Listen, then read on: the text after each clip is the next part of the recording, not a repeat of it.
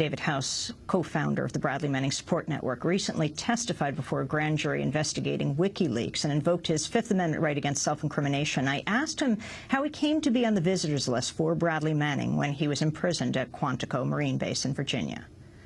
Around August of 2010, I was in Boston, again working with MIT and doing what I could to help out the support network online. A friend of Bradley Manning's who was visiting him in confinement came to me and said, well, I'm going down there on the weekends to meet with him. I'm going Saturday and Sunday, and it's a 3-hour meeting each day. And I have a very hard time keeping up conversation for that block of time. Do you want to come with me because you can talk the ear off anyone? And I said, okay, fine, I'll go with you, right? And because I had met Bradley earlier that year, it was okay for me to be on the visitors list, something about you had met him prior, something like that. So I was put on, and in early September was my first visit to see Bradley Manning in confinement at Quantico. After that first visit, the friend who had introduced me to the visitors list said, okay, for legal reasons, I kind of need to halt my visits for now. Will you please keep visiting him? And I said, of course. And then an arrangement was worked out for me to keep going down from Boston once every 2 weeks to visit Bradley and make sure he was doing all right. So that's kind of how I fell into it. At the time, there was no media attention surrounding Bradley Manning. I mean, this was September 2010. From September to December, all the media attention was surrounding Julian Assange or WikiLeaks. And so it was very surprising to me in December 2010 when all of a sudden the media attention scaled up. And then the question became, well, how did you get on the visitors list? The answer for a time was anyone could be put on the list. It's just that for some reason no one was applying. Explain exactly how Bradley Manning was arrested. I have no idea how exactly and where he was. I believe he was in Iraq and he was transported to Kuwait after his arrest, but I have no details about his arrest. And in Kuwait, what happened to him? Did you talk about it with him? I've talked to Bradley about his confinement in Kuwait, but it's something I've agreed not to disclose to the press. How long was he held there? In Kuwait, I believe he was held in Kuwait from late May until early August, at which point he was transferred to the Quantico confinement facility. Now, he still hadn't been charged. That's correct. Describe what happened to him at Quantico. How many times did you visit him there? I visited him 12 to 13 times at Quantico. And it was very interesting, actually, trying to compare his initial state when I started visiting him in September to how he was. Over time, eventually, my last visit in February, very different people, actually. When I first started visiting him, I mean, he was still, I would say, normal to a very high degree. He was someone you could have a very in-depth conversation with. He didn't seem exhausted. He seemed very vibrant, very alive. As time progressed, around December 2010, he had deteriorated to a state where it was very hard to have a conversation with him, where he seemed utterly exhausted and fatigued all the time. And then in January 2011 was the point at which he was the worst.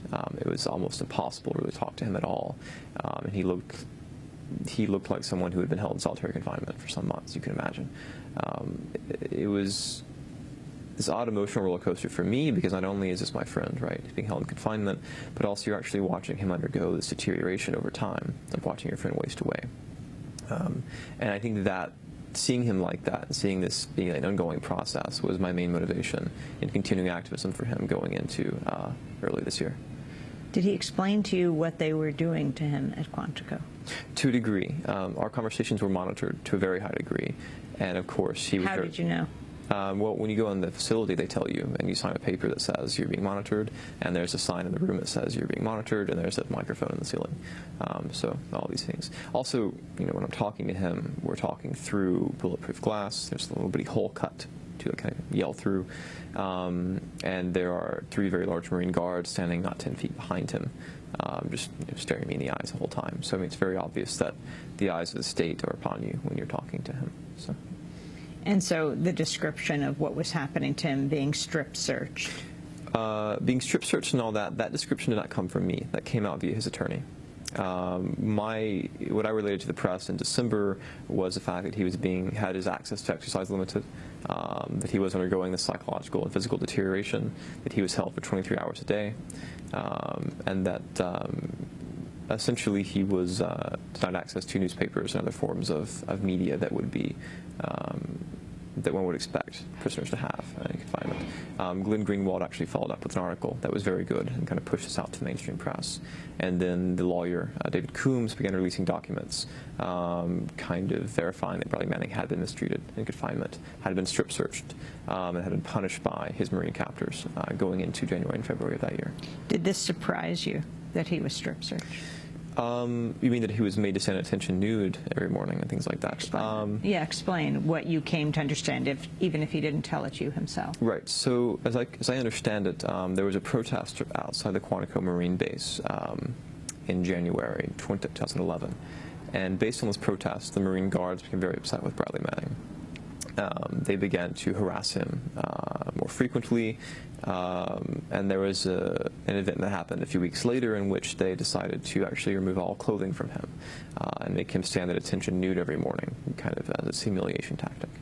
This is after he'd been in solitary confinement for some 6 months. So, I mean, that was very alarming for me to hear, obviously. I'm someone who grew up in Alabama. You know, I'm an Eagle Scout. I'm someone whose parents are, you would say, very conservative.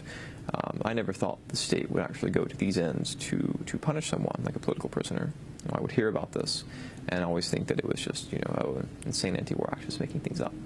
To actually go through the process of watching a friend deteriorate in solitary confinement and actually witness firsthand what the state is capable of doing to someone that they want to punish politically, it's been a very eye-opening process for me. And yeah, I never would have expected it would come to this, but now that it's happened, I don't know how I could have been so blind beforehand. And so describe his deterioration in the meetings you had with him. To do so, I would need to give an accurate assessment of his mental and physical capacity over time, something I've been asked not to do by his attorney. So, unfortunately. Talk about what he was charged with, what he has been charged with, and when he was charged. Right.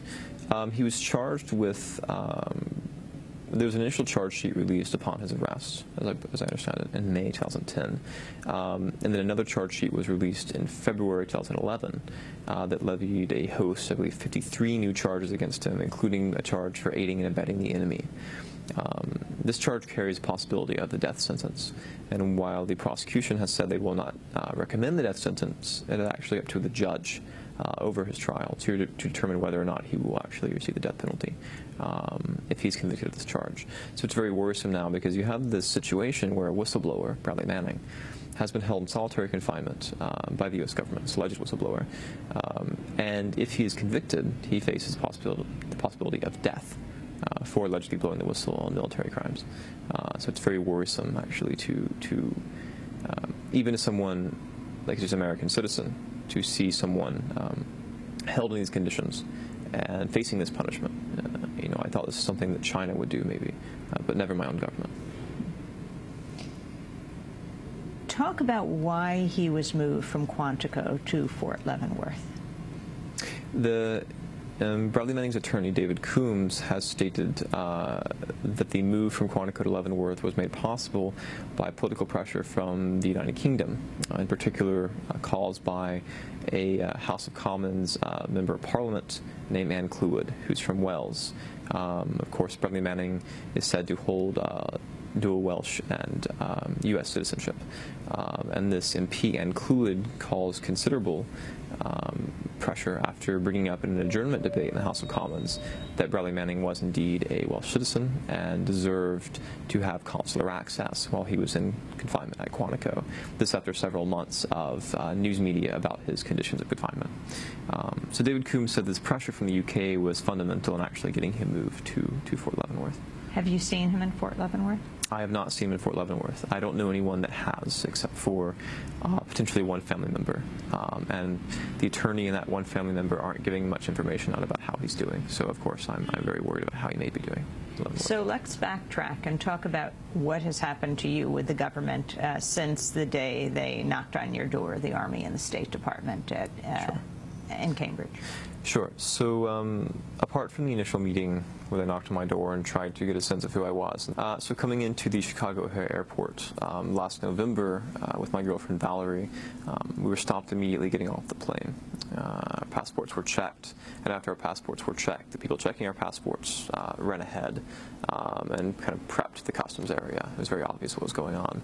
When we arrived at the customs area, we went through customs just fine, were admitted to the country, and then we went to the bag search area, where both of our belongings, all of our belongings were searched very thoroughly. They picked up my computer, made note that it was warm, went through all of our books, found a copy of the book Hackers by Stephen Levy, and asked my girlfriend Valerie at length about the book Hackers, why she was reading it, etc. So I was leaving the border search area. I was approached by two individuals who identified themselves initially as Department of Homeland Security agents. These two individuals told me I was compelled to surrender all my belongings, including my electronic belongings, so my computer, flash drive, cell phone, video camera. After they took my belongings to the back, they led my girlfriend Valerie and I back through the customs area. So it's like white cubicles, only people have guns instead of office pens, things like that. Took us back to an interrogation area where we were interrogated for about an hour, I would say. Separately? At points, yes.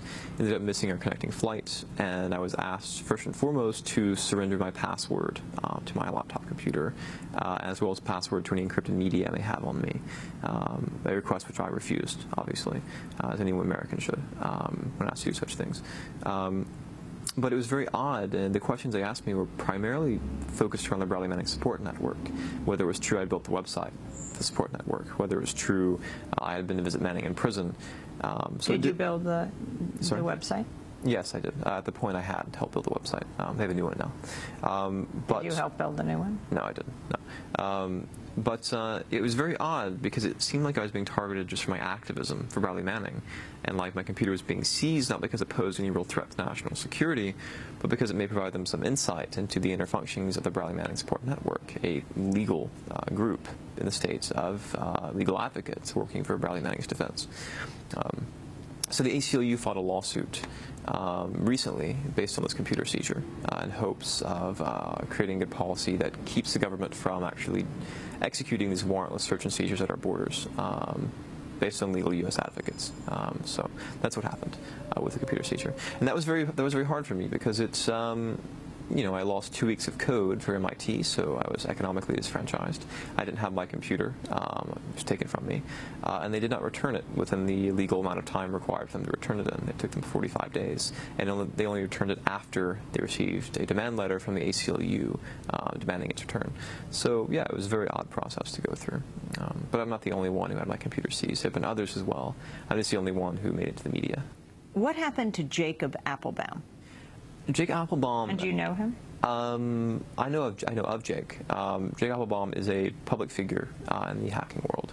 He's a computer security expert, quite well known, quite well liked, and he gave a talk at the Hope Hacker Conference in July 2010, in which he kind of came out as a WikiLeaks volunteer and delivered the keynote address at Hope for WikiLeaks in Julian Assange's stead. Because Julian Assange was invited to the conference but didn't go? Well, yeah, this is in the middle of all of the investigations going on, and as I understand it, from what Jake said at the talk, Julian couldn't be there because of the federal presence at the conference. And there was a huge federal presence. I mean, where I was sitting in the conference, there was a Fed sitting next to me. How'd you know? Well, he had a BlackBerry that was one of those old versions that has little has the screens that have the black film over it, so you can't actually see it when you tilt it. He was texting the whole time. He had New Balance shoes on, white socks, khaki pants, and a hacking t-shirt. They all get the same email before the conference saying this is how a hacker dresses, and so they all wear the same, right, descriptive stuff. And he had his head shaven like an Air Force pilot or like a Navy pilot or something. Very obvious. And during the screening of the collateral murder video, it was obvious he was a Fed, so I leaned over to him and I said, what you're doing supports this kind of activity. And he looked at me very surprised and says, well, yes, it does. And we had this kind of very brief interaction. So that's how What do you mean, yes, it does? Well, he said, yes, it does, in terms of, yes, what I'm doing. I work for the Army. He's probably Army CID or something. And yes, what I do supports the killing of these people. And just explain for a moment the July 2007 video. The collateral murder video is a video of 2 Reuters journalists, amongst other individuals, being gunned down by an Apache helicopter gunship in Iraq. This is a video that caused considerable controversy when it was released in April 2010 by the WikiLeaks organization. The video itself had been requested by the Reuters news agency several years prior, but was denied by the U.S. government. So WikiLeaks released the video in April 2010, and it caused quite a public outcry.